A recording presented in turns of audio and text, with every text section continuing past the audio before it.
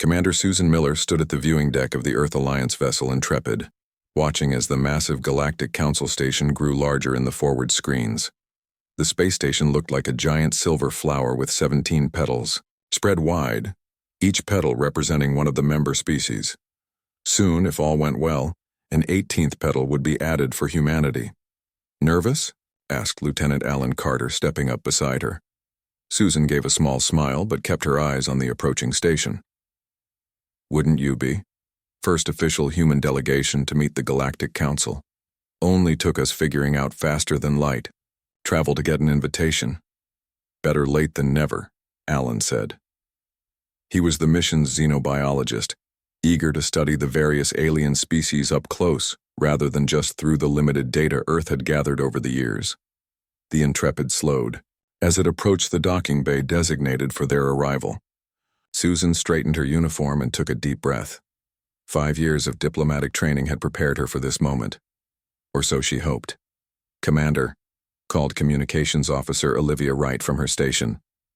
"We're receiving landing instructions. Now." "Acknowledged. Let's not keep our new friends waiting." The landing went smoothly. When the airlock doors opened, Susan led her team of 12 specialists into the station. The receiving area was a vast chamber with high ceilings and walls that seemed to shift colors subtly, like the inside of a seashell. 5 aliens waited for them, each completely different from the others. One had blue skin that seemed to ripple, like water. Another stood nearly 8 feet tall with 4 arms and gold-flecked skin. The third was short and stocky, with what looked like small branches growing from its head. The fourth floated a few inches above the ground, its body semi-transparent. The fifth appeared almost human except for the silver eyes and ridged forehead. The almost human alien stepped forward. "Welcome to Central Hub, Commander Miller. I am Ambassador Velik of the Tauran Confederation. I will be your guide during your stay." Susan stepped forward and bowed slightly, as briefed. "Thank you for your welcome, Ambassador. Earth is honored to finally join the galactic community." Velik smiled, meeting Susan's eyes briefly before looking away. "The honor is mutual. Please follow me to your quarters, where you may rest before the initial council meeting." As they walked through the sprawling corridors of the station, Susan noticed something odd. Each time she or any member of her team made eye contact with one of their alien escorts, the aliens would hold the gaze for only a few seconds before looking away. At first, she assumed it was a cultural difference, but the pattern held true across all 5 species. Their quarters were spacious and had been carefully designed to accommodate human needs. After freshening up, Susan gathered her core team, Alan, Olivia, and junior diplomat Kyle Reeves. "Did anyone else notice the eye contact issue?" she asked. Kyle nodded immediately. "Every single one of them looks away after a few seconds. I tried counting during my last conversation with the branch-headed one. Grelic, I think. 8 seconds max before he turned away." Alan opened his tablet. "Actually, I've been timing it. The range seems to be 8 to 10 seconds consistently, across species. Too consistent to be coincidental." "Could it be they find direct eye contact threatening?" Olivia suggested. "Some Earth cultures view it that way." "Possibly," Susan said. "But they initiated eye contact each time, then broke it at almost exactly the same point. Let's observe this pattern during the council meeting. Record everything discreetly." The Galactic Council chamber was impressive, a circular room with 17 raised platforms arranged in a circle. Representatives from each member species sat at their designated areas. The human delegation was directed to stand on a small platform in the center. Supreme Counselor Jen, a tall, willowy being with silver skin and no visible eyes, spoke first. "Humans of Earth, we welcome you to this gathering. For centuries, we have watched your development from afar, waiting for the moment you would achieve the technological advancement necessary for proper introduction." Susan stepped forward. "We thank the Council for its patience and welcome. Earth is ready to learn from our galactic neighbors and share what we can offer in return." The formal introductions continued for nearly an hour. Each species welcomed humanity in their own way. Susan maintained professional diplomacy throughout, but continued to notice the same pattern. Any alien who made eye contact would break it after approximately 10 seconds, often mid-sentence. After the ceremony, a reception was held in a large hall. Food and drink suitable for human consumption had been provided. Susan instructed her team to mingle and gather information while maintaining respect for what might be cultural boundaries. Alan found himself speaking with a Zeltaran scientist, a species that resembled large insects but had developed remarkable medical technology. "Your neural structure fascinates me," the alien said, its mandibles clicking softly. "The human brain has unexpected similarities to—" The Zeltaran stopped abruptly, breaking eye contact at precisely 9 seconds. "Forgive me. Perhaps we should discuss your planet's ecosystem instead." Across the room, Olivia was recording similar interactions. In every case, aliens would engage in conversation, make brief eye contact, then look away at almost exactly the same point. Some seemed to do it naturally, while others appeared to be consciously counting. Susan approached a tall, elegant alien with feathered arms, who had been introduced as the Meridian Ambassador. "Ambassador, Earth has studied the limited information you've shared about your species with great interest," Susan said, "particularly your achievements in sustainable energy." "Yes, we pride ourselves on environmental harmony," the Meridian replied, looking directly at Susan. Susan maintained eye contact deliberately, counting silently. At 7 seconds, the Meridian's pupils dilated. At 9 seconds, a visible tremor ran through its feathers. At exactly 10 seconds, the ambassador jerked its head away and took a small step backward. "Are you all right, Ambassador?" Susan asked. "Perfectly. Fine," the Meridian said too quickly. "Simply remembered a prior commitment. Please excuse me." Later that evening, Susan's team gathered in her quarters where signal jammers had been discreetly activated. "Something's definitely going on," Kyle said. "It's like they're afraid of looking at us too long." Alan brought up several video clips on the main screen. "Look at their physiological responses. Pupil dilation, increased respiratory rates, micro-expressions of—" "Is that fear?"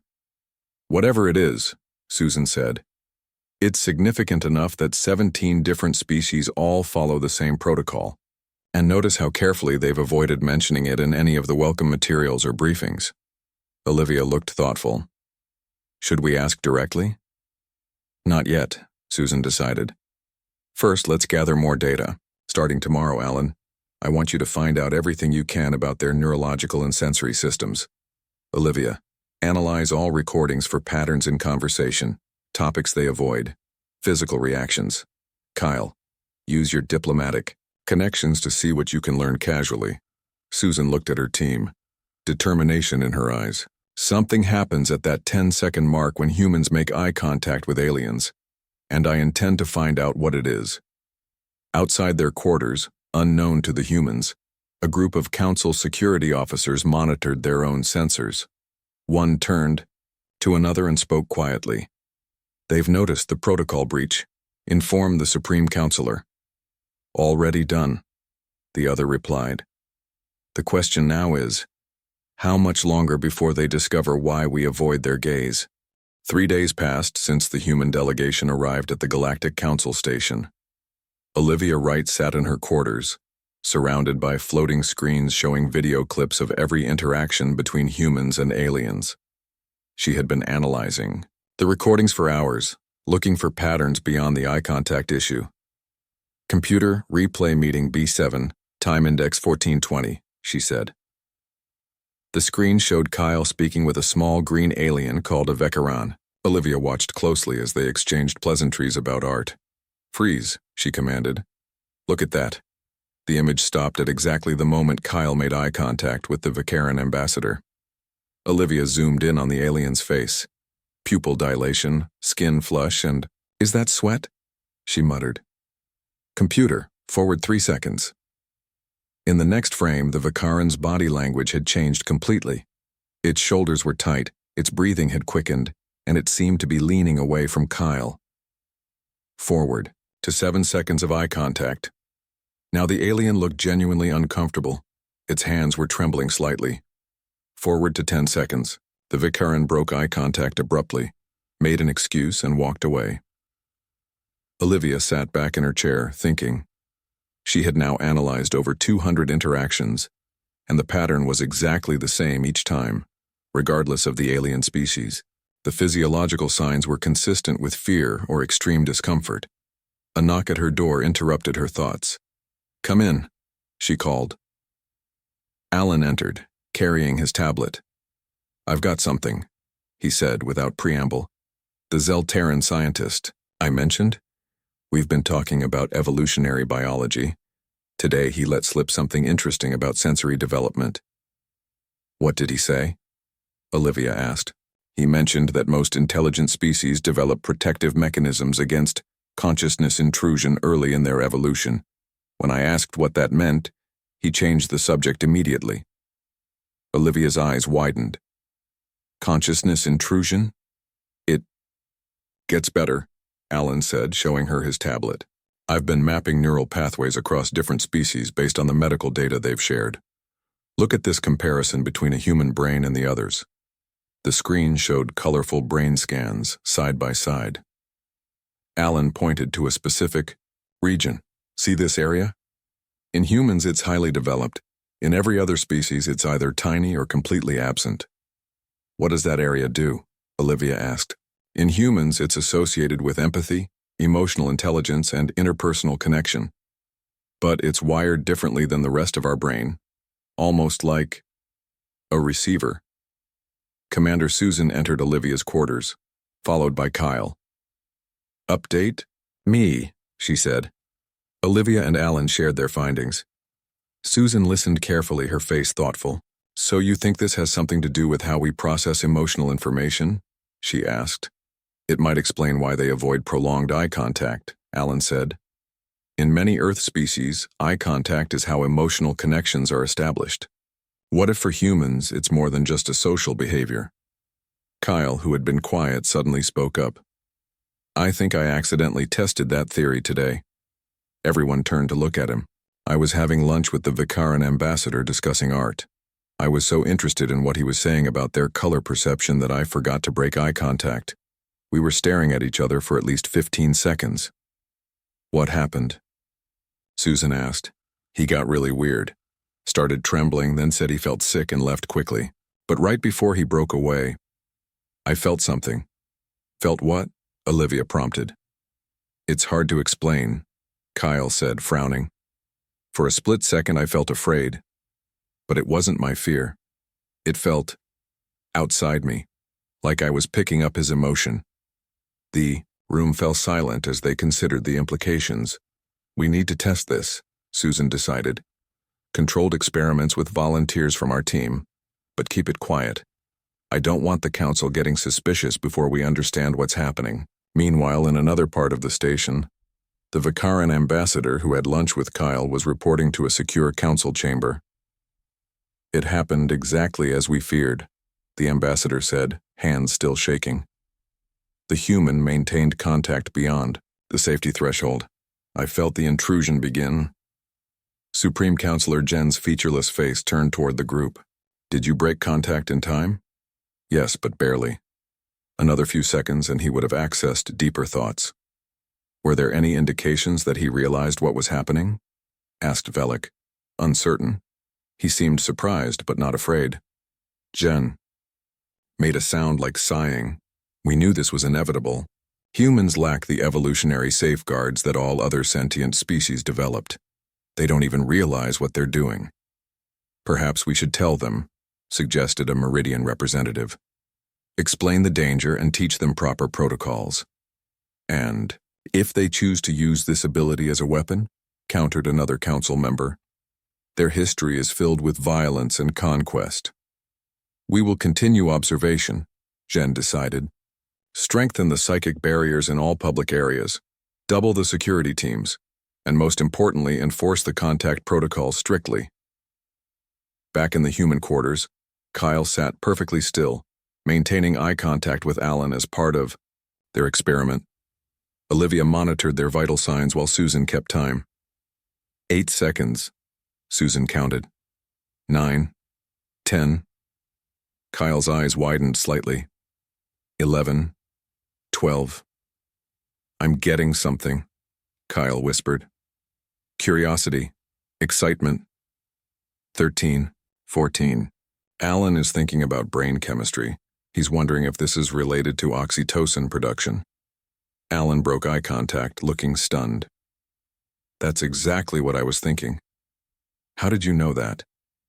Before Kyle could answer, Susan's communication device beeped with an urgent message. The tone indicated it came directly from Earth. Commander Miller, we have important information, said the voice of Dr. Greg Martinez, chief scientist at Earth Alliance headquarters. I've been researching historical accounts of human-alien encounters before first contact. There are references in multiple cultures to the gaze or the seeing when describing interactions with sky visitors. Ancient texts mention aliens avoiding human eyes or wearing special coverings. This has happened before, Susan realized. They've known about this for thousands of years. There's more, Dr. Martinez continued. In some accounts, humans who maintained prolonged eye contact with aliens reported sensing thoughts or emotions that weren't their own. Most were dismissed as hallucinations or fiction, but the pattern is consistent across too many unconnected sources. After the call ended, Susan looked at her team gravely. We need to expand our testing, but carefully. Whatever this ability is, the Council clearly fears it, and I want to know why before they realize we're figuring it out. In the corridor outside, a maintenance worker paused near the air vent, listening intently. The worker's form shimmered, slightly, revealing the outline of a Council security officer using stealth technology. The officer touched a communication device on its wrist. Alert the Supreme Counselor, it whispered. The humans are experimenting with the gaze. They know. Alan Carter couldn't sleep. After the discoveries of the past few days, his mind was racing with questions and theories. He got up, put on his uniform, and decided to take a walk through the station. The night cycle meant fewer beings in the corridors. Most of the station's lights were dimmed, creating a peaceful atmosphere. Alan wandered toward the science section, hoping to find an open lab where he could continue his research. As he turned a corner, he nearly bumped into a young Meridian. Unlike the older Meridians Alan had met, this one had bright blue feathers that hadn't yet dulled with age. Sorry, Alan said, stepping back. I didn't expect anyone else to be up. Likewise, the Meridian said. I'm Zik, Junior Science Officer. Alan Carter, xenobiologist with the Earth delegation. Zik's head tilted curiously. The human studying our neural systems? Alan tensed slightly. You've heard about my research? Word travels fast in scientific circles, Zik said, then looked around the empty corridor.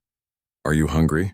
The night kitchen is open and it's more private than standing here. Something in Zik's manner suggested this wasn't a casual invitation. Alan nodded and followed the young alien to a small dining area. It was empty except for a service robot that brought them 2 cups of a warm beverage. Zik took a sip, then spoke quietly. Not all of us agree with the Council's approach to humans. Alan raised an eyebrow but said nothing. The younger generation believes in openness. Secrets create fear. Fear leads to bad decisions. Zik's feathers ruffled slightly. You've noticed it, haven't you? The eye contact rule. Alan nodded slowly. 10 seconds maximum. Every species follows it. It's not cultural. It's protective. Zik leaned forward. You humans are unique in the galaxy. When you look into someone's eyes, you create a connection. A real, measurable, psychic link. Despite having suspected something similar, hearing it stated so plainly made Alan's heart race. How is that possible? Evolution took different paths on different worlds, Zik explained. Most species developed natural shields against mental intrusion early in their development. But Earth is isolated, surrounded by the void belt. No contact with other sentient beings for thousands of years. So humans never evolved these shields, Alan realized. Exactly. And more importantly, you developed something else instead. The ability to form temporary psychic connections through direct eye contact. Zik sipped his drink. After 10 seconds, the connection becomes strong enough to sense emotions. After 20, surface thoughts. After 30, Zeke's feathers trembled slightly. Well, no one is willing to find out. Does the council see this? As a threat? Alan asked. Some do. Others are simply cautious. Humans don't know their own strength. Alan thought about Kyle's experience, how he had sensed the Vikaran's emotions. I need to tell my commander about this. Zeke nodded.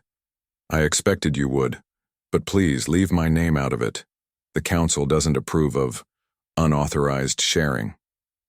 Back in the human quarters, Susan called an emergency meeting after hearing Alan's report. Her team gathered in her room with signal jammers activated to prevent eavesdropping. If this information is accurate, it changes everything, Susan said. We need to verify it with controlled experiments. I volunteer, said Kyle. Me too, added Olivia. Alan set up monitoring equipment to record vital signs and brain activity. Susan would act as timekeeper and observer. We'll start with 15 seconds of eye contact, Susan said. Kyle and Olivia face each other. Begin on my mark. The two humans sat in chairs facing each other. Begin, Susan said, starting the timer. Kyle and Olivia maintained steady eye contact. Alan watched the monitors closely. At first, nothing unusual appeared in the data. 10 seconds, Susan counted. Suddenly, both Kyle and Olivia's brain scans showed new activity in the region Alan had identified earlier. 12 seconds.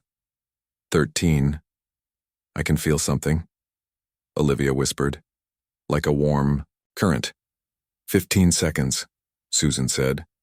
What do you sense? Olivia blinked, breaking contact. Curiosity. Anticipation. Kyle was wondering if this would actually work. That's right, Kyle confirmed, looking amazed. I was thinking exactly that. They continued experiments with different pairs and longer durations. The pattern was consistent. After 10 seconds, emotional impressions began. After 15, surface thoughts could be sensed. By 20 seconds, more complex thoughts were accessible. This is incredible, Alan said, reviewing the data. The connection seems to work between humans too, not just with aliens. We just never noticed because it's subtle, and on Earth maintaining eye contact that long isn't unusual.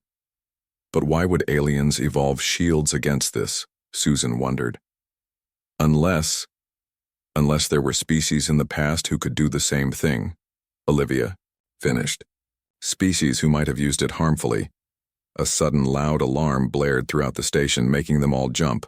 Attention all personnel, announced a voice over the station's communication system. Security alert in progress. All delegates are required to remain in their quarters until further notice. Susan's communication device beeped. It was Ambassador Velik. Commander Miller, he said, his voice tight. The council requests your immediate presence, alone. What's happening? Susan asked. There has been a security breach. Please come, immediately. After Velik ended the call, Susan looked at her team. Keep working. Find out everything you can about this ability. I'll handle the council. 20 minutes later, Susan stood in the center of the council chamber. All 17 council members were present, looking down at her from their raised platforms. The atmosphere was tense. Commander Miller, Supreme Counselor Jen began, it has come to our attention that your team has been conducting unauthorized experiments involving psychic abilities. Susan kept her face neutral. We've been researching certain neurological patterns, yes. You've discovered what you call the gaze, Jen stated. What humans can do after 10 seconds of eye contact. Susan saw no point in denying it. We have, though we're still learning what it means. Murmurs spread through the council members. Jen raised a hand for silence. This is a serious breach of protocol, Jen said. These experiments were conducted without proper oversight or protection measures. With respect, Counselor, Susan replied firmly. We were not informed that such measures were necessary. In fact, we were not informed about this ability at all. The information was classified for good reason, said another council member.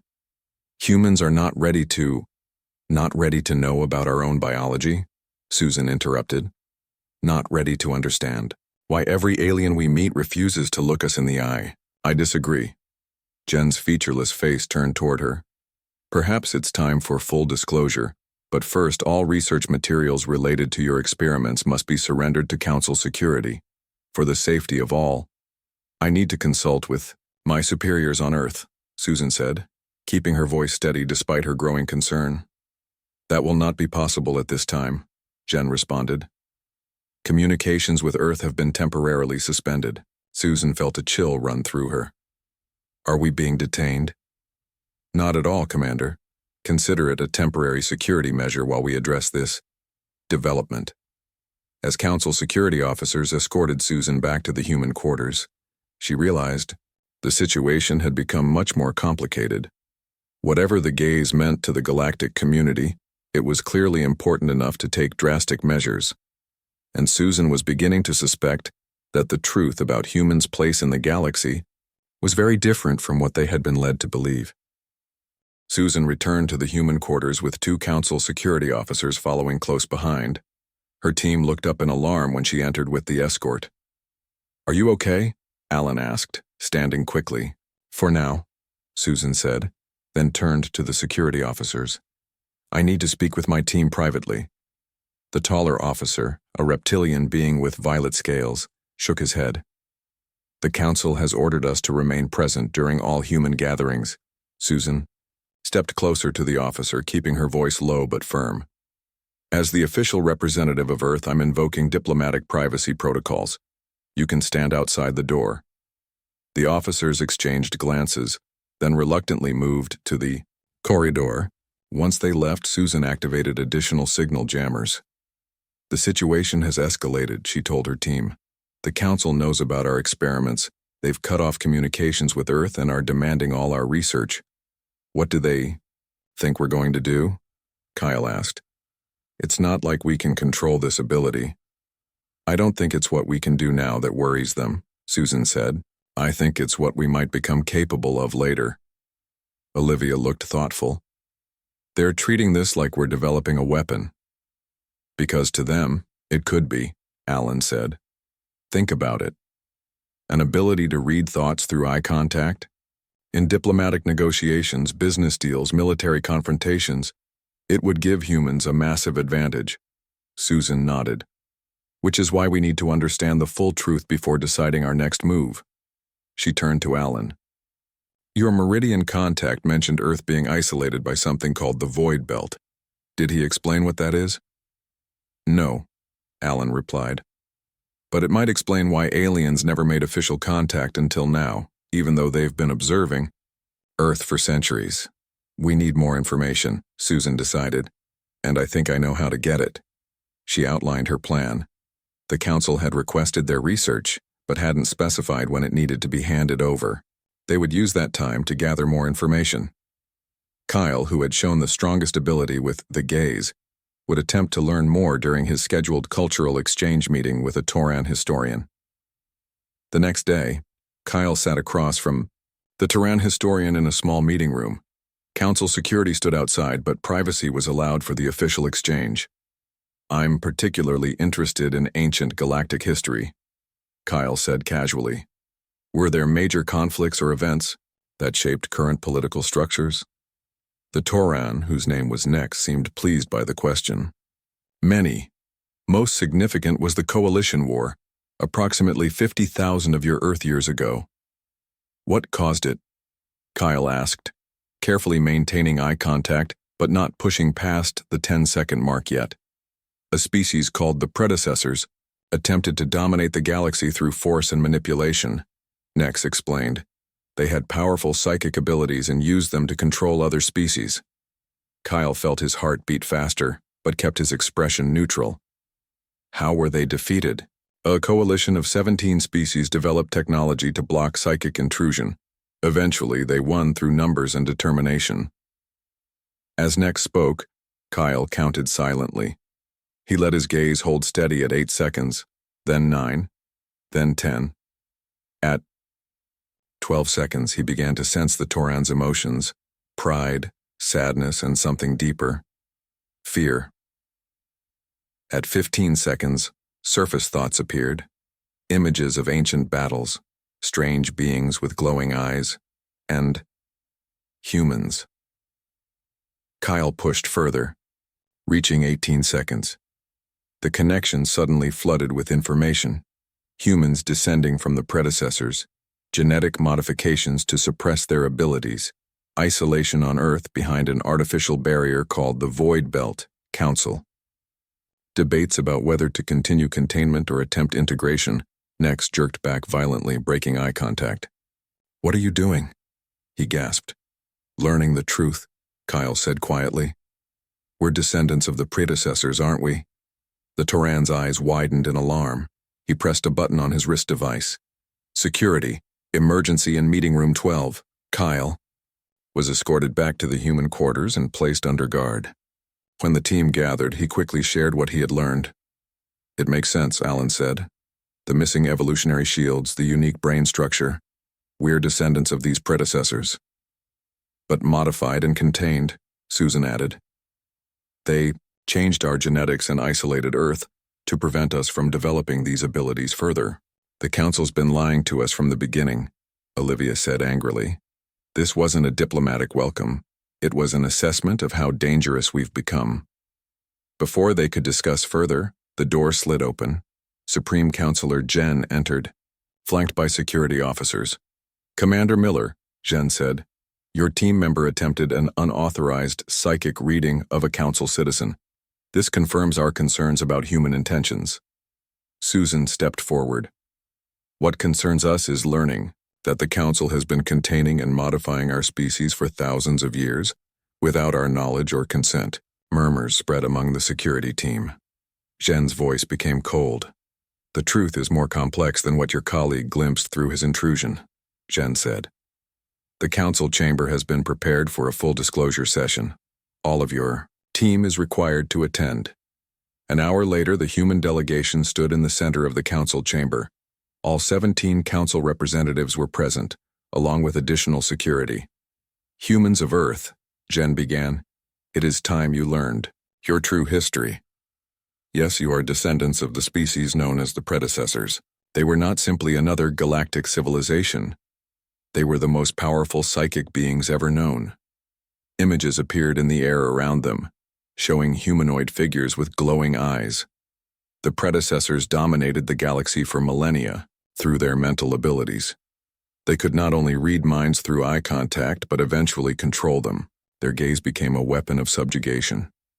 The images shifted to show planets burning, species in chains. After their defeat, the Coalition faced a difficult decision. The predecessors' children were innocent of their parents' crimes. Genocide was unacceptable. Instead, the Coalition modified their genetics to suppress psychic abilities and relocated them to an isolated planet beyond the Void Belt, Earth. Susan listened in stunned silence as Jen continued. "The modifications were designed to fade gradually over thousands of generations, allowing humans to develop naturally but slowly enough to evolve ethically alongside any returning abilities. The gaze is merely the first sign of those abilities, reawakening." "Why make contact now?" Susan asked. "Regular monitoring showed faster than expected genetic regression. When humans developed faster than light travel, the Council voted to initiate controlled contact rather than risk humans discovering the galaxy unprepared." Kyle stepped forward. "You mean unprepared for the truth about who we really are?" "Yes," Jen admitted. "The Council feared how humans might react to learning their heritage, especially given your species' history of violence and conquest, traits inherited from your ancestors." The chamber fell silent as the humans processed this revelation. They were not newcomers to the galactic community. They were the returning children of its ancient conquerors, carefully contained and monitored for millennia. And now, they were beginning to remember their power. Susan stood in silence for several long moments, processing the Council's revelation. The human delegation exchanged glances, their shock giving way to a mix of emotions, confusion, anger, and a strange sense of awakening. "So what happens now?"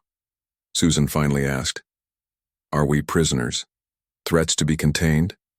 Jen's featureless face turned toward her. "That decision has not yet been made. The council is divided on how to proceed. What are the options being considered? Susan pressed. A Meridian counselor stepped forward. Some advocate for memory modification, removing your knowledge of these abilities and returning you to Earth with diplomatic ties severed. Others suggest continued observation with restricted movement in galactic space, added a Zelteran representative. And the most extreme voices call for more permanent genetic modifications to ensure these abilities never fully return, Velik said quietly. Susan felt her anger rising. None of those options acknowledge our right to determine our own future. We didn't ask for this heritage, but it's ours. We deserve the chance to forge our own path. A path that could lead to the same destruction your ancestors caused? Challenged a council member. Or a different one, Susan countered. You've been watching us for centuries. You've seen our capacity for both harm and good. Judge us by our actions, not our DNA. Murmurs spread through the council chamber as members debated among themselves. Finally, Jen raised a hand for silence.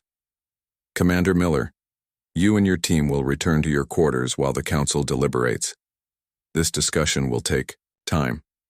Back in their quarters, surrounded by guards, the human team gathered to consider their options. They're afraid of us, Olivia said. Not what we can do now, but what we might become. With good reason, from the sound of it, Alan replied. If the predecessors used psychic abilities to enslave other species. But we're not them, Kyle insisted. We've evolved our own culture, our own values. Susan paced the room, thinking hard. We need to offer the council a third option. Something beyond containment or modification. What did you have in mind? Alan asked. A partnership, Susan said. We acknowledge the potential dangers of our heritage, but work together to ensure history doesn't repeat itself. Will they believe us? Olivia wondered. We need to prove it, Susan said. Then her eyes lit up with an idea. And I think I know how. 3 days later, the human delegation was summoned back to the council chamber. Susan had spent the time working with her team on a bold plan. As they entered, she noted more security present than before. Jen addressed them formally. The council has reached a decision regarding humanity's status in the galactic community. Susan stepped forward. Before you announce that decision, we request the opportunity to make a proposal. The council members exchanged glances. Jen nodded. Proceed. Susan took a deep breath. We understand the council's concerns about our heritage and emerging abilities. Rather than seeing this as a threat to contain, we propose a collaborative approach to integration. She gestured to Alan, who activated a data pad. Images appeared showing the team's research into the gaze. We've spent the past days studying our ability. What we've discovered is that we can control it, direct it, limit it, even block it entirely through mental training. To demonstrate, Susan turned to Kyle. They maintained eye contact for a full 30 seconds, but when questioned afterward, neither could sense the other's thoughts or emotions. We've developed a technique to create a mental shield, Susan explained, similar to what other species evolved naturally but consciously controlled. Murmurs of surprise spread through the council. Furthermore, Susan continued, we propose full disclosure to Earth's governments about our heritage and abilities, along with an educational program to ensure ethical development. We suggest a joint Human Council Oversight Committee to monitor and guide this process. Velik leaned forward. How can we trust that all humans will use such training responsibly? The same way societies trust their members with any powerful tool or knowledge, Susan replied. Through education, ethical frameworks, and accountability, we're not asking for unrestricted development. We're offering partnership in a controlled evolution. The council chamber erupted in debate. Hours passed as arguments flowed back and forth. Some council members remained firmly opposed while others saw merit in Susan's proposal. Finally, Jen called for order. The council acknowledges the unexpected nature of your proposal, Commander Miller. It shows a level of responsibility we had not anticipated. Susan held her breath. We propose a modified version of your suggestion, Jen continued. Earth will receive full historical records about the predecessors, including their rise and fall. A joint oversight committee will be formed. Humans with demonstrated ability will receive training in control techniques. And in return? Susan asked cautiously. Humans will agree to certain restrictions on their movement in galactic space until the committee determines it is safe to remove them. All human vessels will carry council observers, and any human who misuses these abilities will face severe consequences. Susan looked at her team, seeing their nods of agreement. We accept these terms, with one addition. Knowledge of our heritage and abilities must be shared with all humans, not controlled by a few governments or organizations. After further negotiation, the council agreed. A formal treaty was drafted, the first step in humanity's true integration into the galactic community. 1 week later, as the Intrepid prepared to return to Earth with the momentous news, Susan stood alone in her quarters, looking at her reflection in the mirror. She maintained eye contact with herself for a full minute, a feat that would make any alien deeply uncomfortable. As she gazed into her own eyes, she sensed something stirring in her mind. Not just her own thoughts, but fragments of memories that weren't hers. Ancient knowledge, buried deep in human DNA, beginning to reawaken. She saw glimpses of stars, from perspectives she'd never known, felt the weight of powers still dormant within humanity's collective inheritance. She saw both the potential for greatness and terrible mistakes made long ago. Susan blinked, breaking the connection. The responsibility was enormous, but she felt hopeful. Humans would forge their own path forward, learning from the past without being bound by it. She touched the data crystal containing the treaty and historical records, humanity's introduction to their true place in the galaxy. Not as newcomers, but as returning children with a complicated heritage and extraordinary potential. As the Intrepid broke away from the station and set course for Earth, aliens throughout the galaxy shared the news. Humans were remembering who they were, and this time they were determined to write a different ending to the story.